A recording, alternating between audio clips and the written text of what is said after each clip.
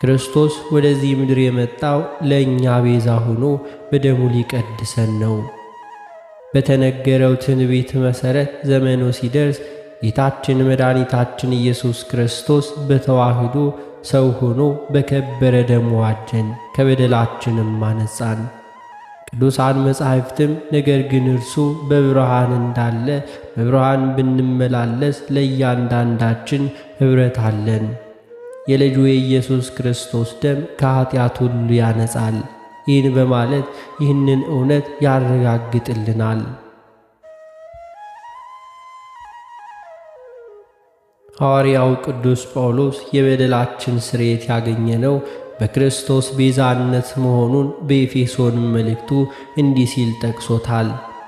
በውድ ልጁ እንደ ጸጋው ባለጸግነት መጠን በደሙ የተደረገ ቤዛነታችንን አገኘን። እርሱ